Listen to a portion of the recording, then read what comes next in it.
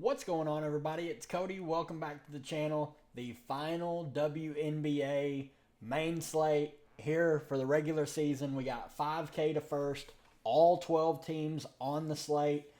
Unfortunate that it's only 5K to first with this huge slate, and the late slate's just really gross prize pool wise. But there's NFL, there's college football. So I'm not too upset. I also wanted to just take a quick second and say thank you to everyone that supported me on YouTube, in the Discord, everything this year. It's truly meant everything to me. Like this year's been amazing. I hope we end the year strong, and of course I'll have videos and everything all throughout the postseason. But just wanted to take a second as we wind down and close this first regular season. I'm just really thankful for everyone that's liked the videos, hopped in the stream, asked questions, just hung out. I just listened to someone talk about the WNBA. So I just wanted to say thank you guys. But let's look at my lineups from last night, and then there's a lot of stuff we can go over here. So my lineups from last night, I ended up playing 3 lineups in the main contest and then 1 for the late slate. Once we got news that Camila Cardoso was out, we did have kind of an inkling that she was going to miss early in the day. I was really high on Izzy Harrison. Obviously, everyone knows. Like, if you're in the Discord, I look for reasons to play Izzy Harrison just because she's so active on the offensive end. She commands a ton of usage. She's extremely aggressive on the offensive end. And then Rachel Banham become like almost must-play territory with Kennedy Carter getting ruled out. Obviously, like you'll notice in these 3 lineups, in 2 of the 3, the 2 that did not cash, I played Michaela Wnba, and she was absolutely abysmal. I did not play Bree Turner in any of them. Looking back, that was a big mistake. At her price point, even though she's not that good of an offensive player, she had a good offensive game and stuffed the stat sheet. So it was a mistake on my end. This lineup here cashed, even with Alicia Gray having kind of a rough game. Let's go through these real quick. This is going to be a long video, so I don't want to spend too much time here. This lineup didn't get much from Mercedes Russell, but she paid off her price point. Wnba was just really disappointing. Ryan Howard didn't have a great game. And then this last lineup, I pretty much just stacked this game with Mercedes Russell. It just didn't get there.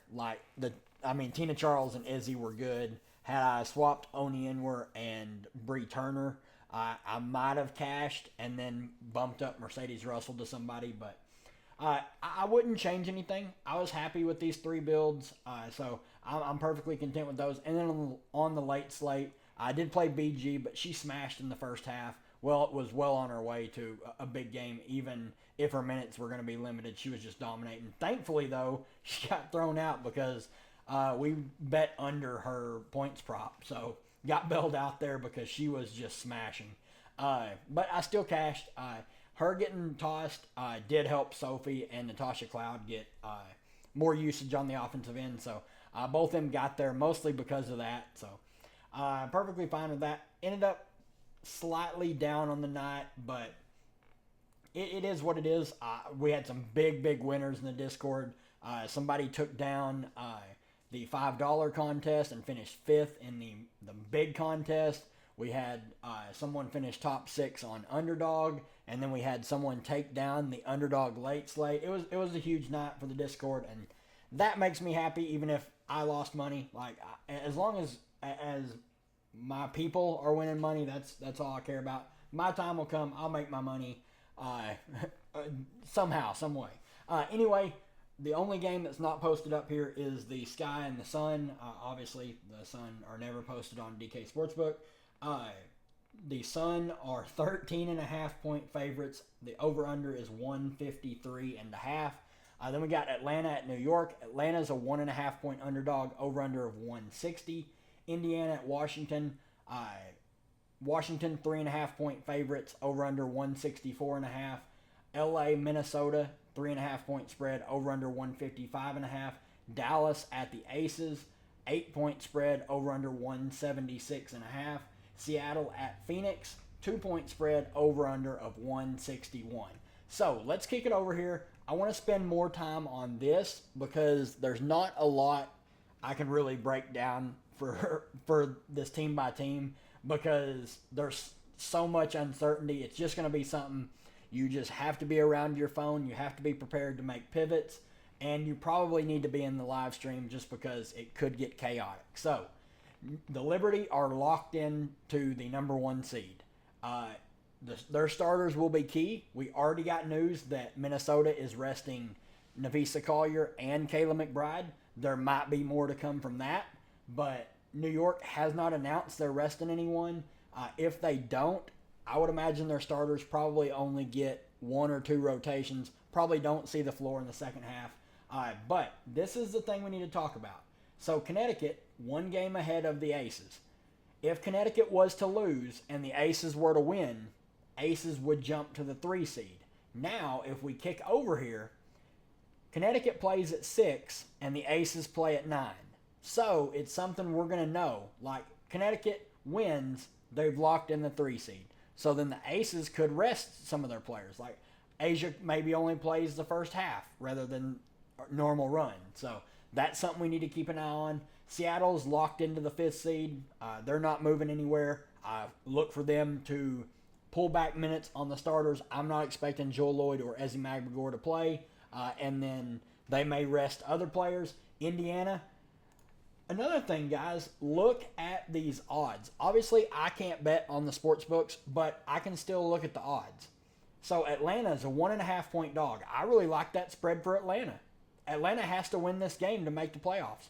Currently, they are the 8 seed, but if they were to lose, like let's say they lose and Washington wins, Washington gets the final spot.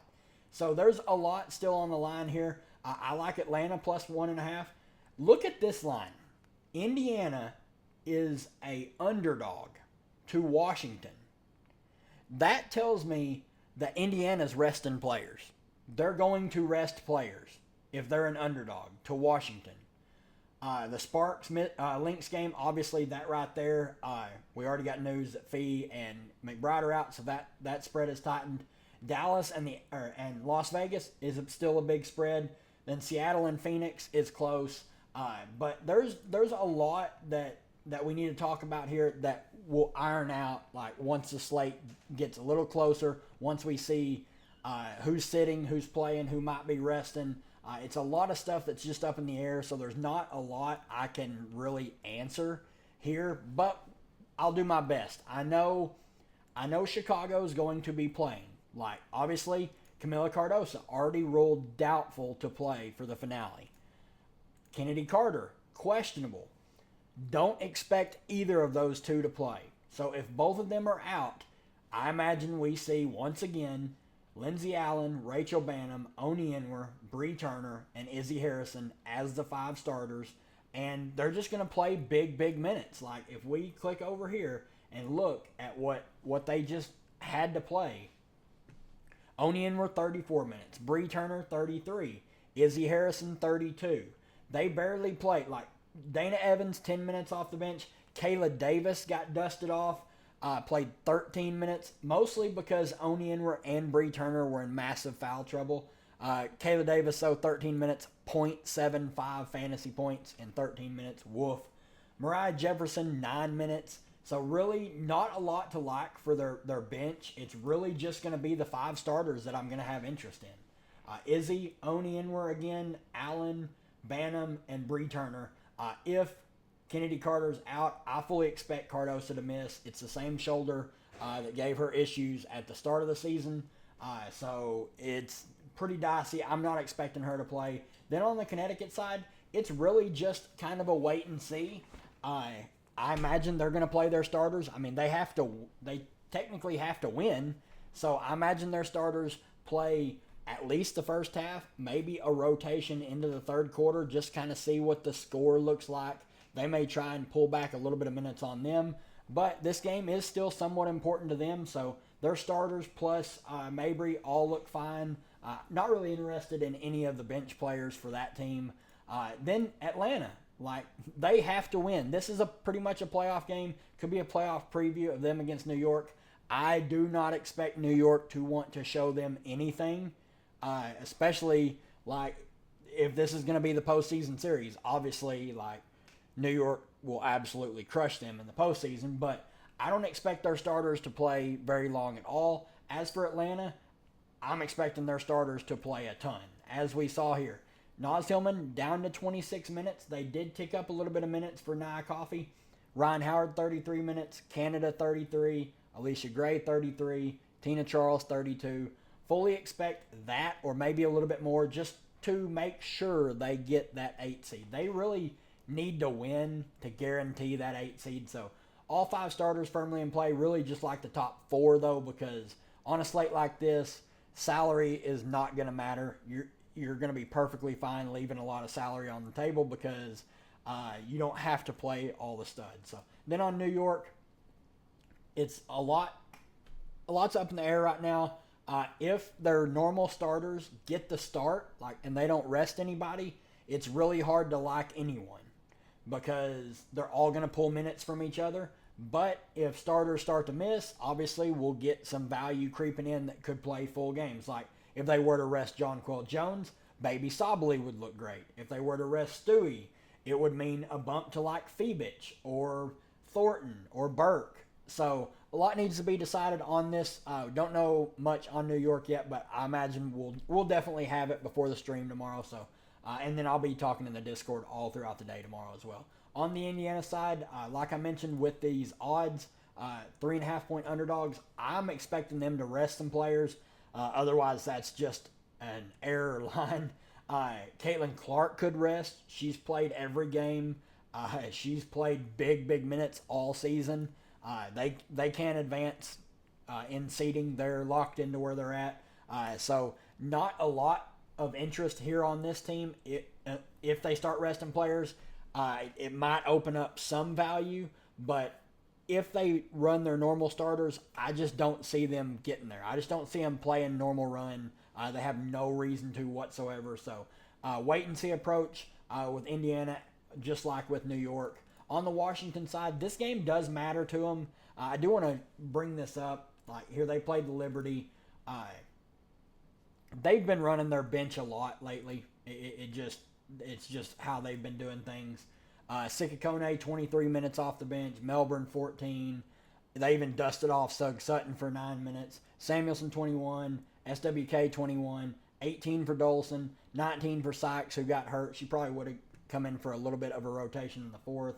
Atkins, 24. Ingsler, 25. Van Loo, 20. So I think if I'm going to have any interest here in Washington, we already got news. Aaliyah Edwards is out. It's going to be like Ingsler, Atkins, Sykes, and Kone. Those are going to be the main 4 I have interest in. 6,300 though for Sikakone. You need this low 20s minutes for her to be able to pay that price tag off. Just keep that in mind. No real interest in the guards. They just have so many and they spread the minutes out so much. And then the Sparks, who knows what they're going to do with their rotation. It's a guessing game. So Ray Burrell started, barely saw the floor in the second quarter, started in the third quarter, and then come in for mop-up duty at the very end. Azura Stevens, only 13 minutes as well. Odyssey Sims, I don't know. I don't want to touch anyone on this team. I don't trust this team whatsoever on a 6-game slate. I would just rather go elsewhere. And then on Minnesota, we already see news. Fee and McBride are already ruled out. So they could sit more players. I don't think they will. It makes Courtney Williams, Bridget Carrollton, Alana Smith, there are other starters. It makes them extremely risky. I'm not expecting them to get near full run. I would expect maybe a rotation or 2. So I definitely think some of these value plays are in play. Someone like a Zandel Assini or a Diamond Miller down here at 3,200. Starting lineups will be key for this team. And maybe they rest one more player, or maybe they just have Courtney, they don't start Courtney Williams or Carrollton or Alana Smith, and they just run a super tight rotation of the bench players and just have these players dressed just in case foul trouble or anything like that. So that's another scenario to think about as well. Dallas, we already know Big T is suspended for this final game. She got her 7th tech, so she is suspended. Satu 11K, Arike 10.4K, Nat 9.6K. They may play him. They may play him a ton. If the game is competitive, I think the starters are just going to play a lot. It's the Coach Trammell way.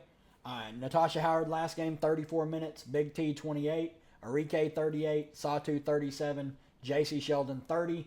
Only worry is if this game was to become a blowout, but I think the Aces are going to be resting players because they'll know the Connecticut game. So if Connecticut wins, fully expect the Aces to rest players, but still like the top end here for Dallas.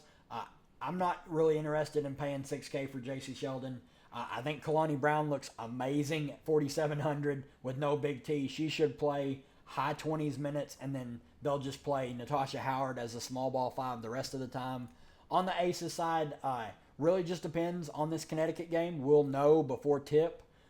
But if Connecticut was to lose, Asia Wilson would look amazing at 12.9K because they would be trying to win this game to get up another spot in seeding and avoid New York in the second round, who has been their boogeyman this year. Jackie Young starting to play better. Kelsey Plum starting to play better. Chelsea Gray's playing better. This team's starting to click at the right time. Obviously, starters are going to be key. If Connecticut wins, we'll know before this game starts. They could rest players, and it would open up some value for these cheaper plays. So something we need to keep an eye on there as well. Seattle, fully expecting them to be without Joel Lloyd and Ezzy. Same scenario like with Minnesota. They could just start a lot of these younger players, like bench players, and only keep these girls active just in case of an emergency situation or something. So that's another one we need to keep an eye on. On the Phoenix side, it's a lot like New York and Indy and Minnesota and the Aces. They could rest players. Like Clea Copper hasn't played the past 3 games. Fully expect her to be out again. Rebecca Allen to be out. They could rest BG or DT. One of those two could get rest here. I'm expecting DT to play, though. It's perhaps her final home game of her just historic career. I fully expect her to be out there. Probably not getting full run. She's going to get the hero send-off as she should. But like a lot of other teams, it's just going to depend on news. This is a slate you absolutely have to be in the Discord or have to be near your phone so you don't miss any of the news. Whoever keeps up with all the news and swaps correctly is who will win the 5K up top. But good luck to everybody. We'll see you guys in the stream tomorrow for the finale for this WNBA regular season. Thank you guys again. Hit the like button and the subscribe button for more content, and we'll see you guys tomorrow.